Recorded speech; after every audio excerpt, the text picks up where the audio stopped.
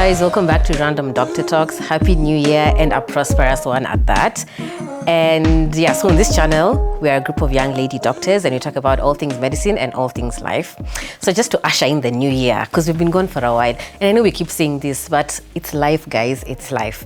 So today we're gonna talk about, well, it's not New Year's resolutions, but I decided since I'm alone, what can I talk about that you can relate to? And the topic is habits that I'm learning and carrying with me throughout the year. So yeah, we'll start. So the first one is knowing my coping mechanisms. Hey, let me tell you, last year was rough, up and down, emotionally, physically, it was just a lot. And sometimes it was just really hard to center myself.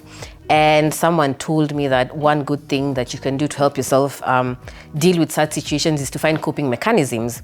So I picked a few last year, and I also want to learn some new ones this year. So for me, one thing that always flies, if I'm having a good time, a bad time, sleep. Sleep is like my best coping mechanism, but I know it's not the best. So what I want to learn this year is I like being outdoors. So I want to do more outdoorsy things. If it's hiking, if it's going for walks, just taking a drive. I actually want to go to Kereta again, you know, such things, just so that I can calm my mind, you know, just be at peace, especially in nature. So that's one coping mechanism I want to learn this year.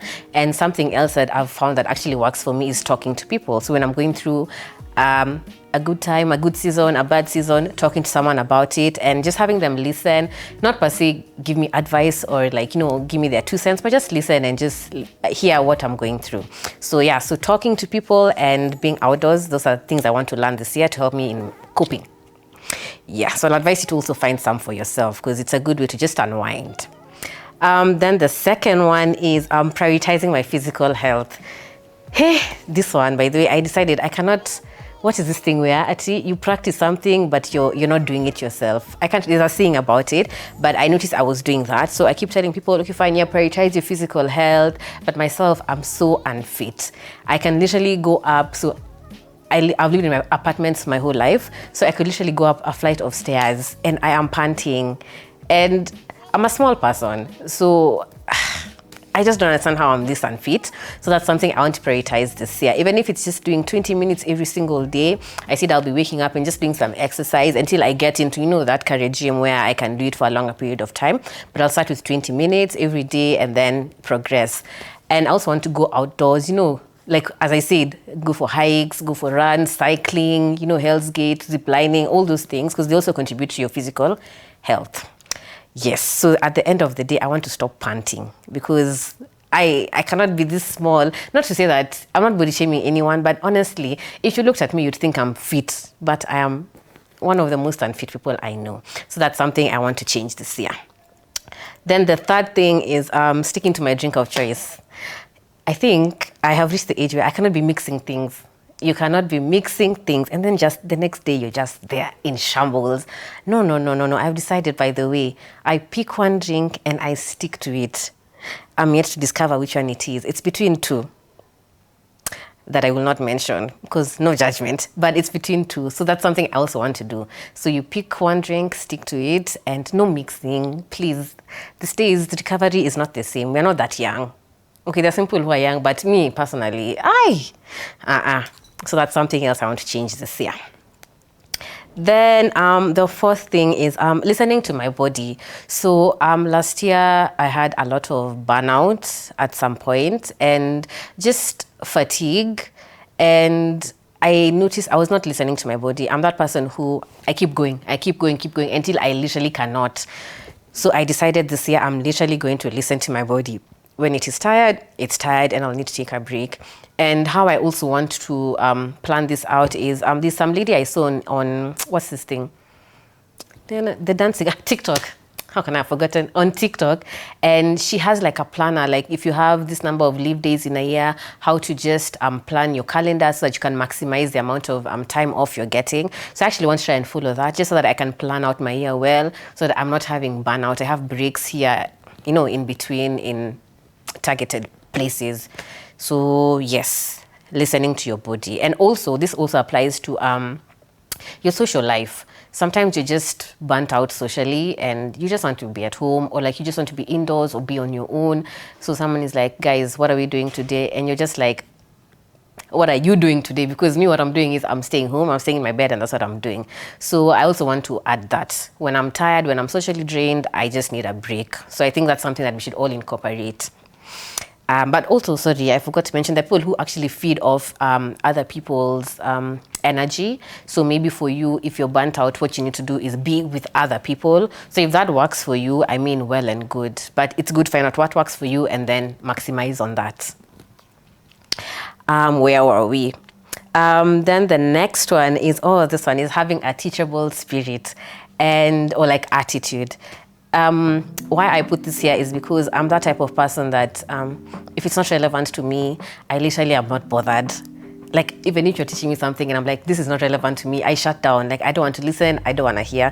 But sometimes you tend to find out that whatever they were teaching you, you'll meet it ahead and you'll be like, damn, I should have listened. So this happens, especially when people are talking about things that I just feel like I can't stomach that. Things like cars. Like when people are telling me about cars, how to take care of your car, I'm like, guys, there's a reason we have a mechanic. There's a reason we have, all these things. I'm like, why are you bothering me? Actually, why should I know what all these emojis are for over here on that car? What's it called? Where there's the speedometer and all those things. The dashboard. I'm like, why should I know all these things? And then, like, even when I take the car to the mechanic, and then, so my dad takes it for me most times, and then he's like, so they say that you need to change this or you need to do this. I'm like, what are those? I'm like, you do it. So I think I want to have a learning attitude just so that, because I mean, this people won't be there all the time. And sometimes I'll be on my own and I'll just need to, like understand and do it quick. But if I don't understand what is being talked about, I mean, I'll be stuck there. So I want to have a learning spirit. Or even if I feel like it does not apply to me, let me just try and learn something. Yeah, it'll come and help you in the future, trust me. Then this phone's unlocking, sorry. The next thing is I'm not letting my job define me. I was just having a conversation with my photographer over here, videographer, about how we need to sometimes just take a back seat when it comes to work. Like, don't accept everything, don't take everything just to take it. Take things of quality, and also take things that will make you also have time to do the things that you want. Like, work can get so overwhelming, it can get so challenging where you find that you don't have time for anything else. And sometimes what you're doing is not per se your love, it's not what you like to do, you're just doing it to make ends meet. But once we don't let our jobs define us, we're able to tap into ourselves, tap into our creative sides, and just figure out what else is it that we can do, because you never know. Maybe that's the one thing that will propel you even further than the job that you're doing. And I'm not saying that you take the back seats from your work. Do that work. I mean, you have rent to pay, you have bills and everything. Do that work, but also take time to do other things. Yes. Then another thing is, this is actually a lesson I learned, that using time to measure productivity is not the best way. There's something called presenteeism. I hope I've said it well. It's when let's say you're at work physically, but you're just not being productive, you're not doing anything there. So sometimes you try and say that, I've been doing this thing for 8 hours. I mean, I've been productive. But have you really been productive? Maybe you are just looking at the screen or like going through the same thing over and over again. And I remember a time last year, I posted a poll on Instagram asking people, what are your most productive hours when it comes to the office or work? And for most people, it was about 4 hours on average. I hope employers are not listening. Because I feel like that's it's like half of the time you're at work. Because you're at work, let's say it's at 8 to 4, like 8 to 5, whatever. So you're there for 8 hours, but you're productive for 4 hours. You see, so you think that all those 8 hours, you're there, you've done work, you've been productive, but that's not the case. So don't let the amount of time you spend on doing something determine your productivity. Sometimes you just need a good 30 minutes and you'll have done so much more than what someone has done in 6 hours. Yeah. Then another one is this year I'm not letting self-doubt hold me back. If you know me, I have a lot of self-doubt. I overthink. I am anxious. By the time I actually do something, I have thought about all the possibilities, all the eventualities that can happen just because of doing that one thing. What will people think? It won't get what?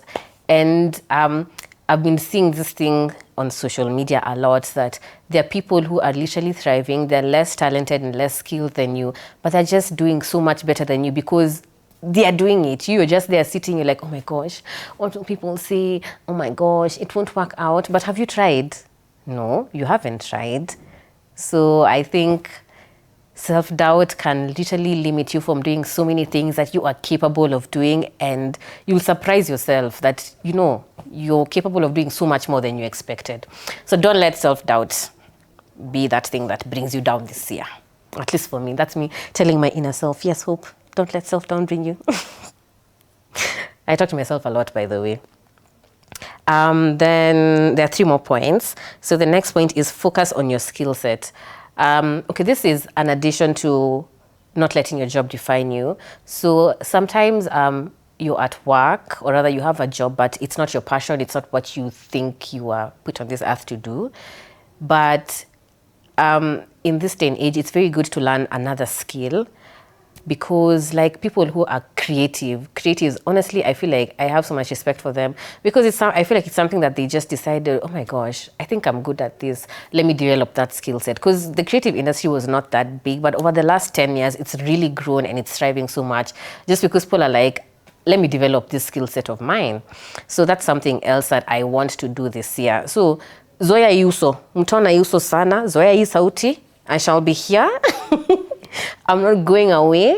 I shall be here with my other counterparts. They're not here today, but we shall be here. So Zoe ni hizi uso na hii sauti.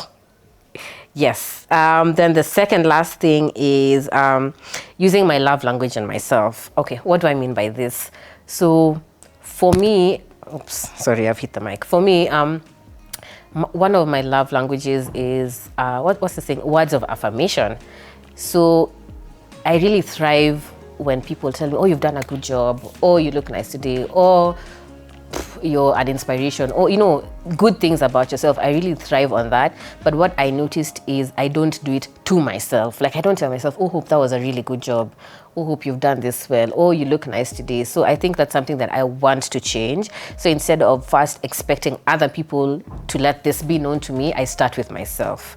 So yes, using your love language on yourself. So if it's physical time, spend time with yourself. If it's gifts, gift yourself. If you've done something good, gift yourself. By the way, that's another, gift is also high on my list. So I also want to do that, gift myself for a good job that I've done. So my perfume collection this year is going to grow because of that, yeah. Then the last point is enjoying the process. This is something that I've learned. I learned towards the end of last year.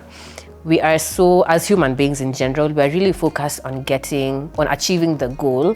But because we're so focused on the goal, we don't appreciate the process. We don't take time to enjoy the process that comes with achieving that goal. So you end up not learning so much just because you're so focused on the goal. So something I have decided I'm going to do this year is to try and enjoy the process. It won't be a straight line, that's for sure. It won't be a straight path. There'll be highs, there'll be lows, there'll be times where it's just a plateau. But enjoy the process, appreciate the process, learn from the process, and yeah, I think at the end it will work out eventually. So those are some of the things that I am taking this year and running. I am running with them towards the end of the year, and I hope to, what's this word? Regroup.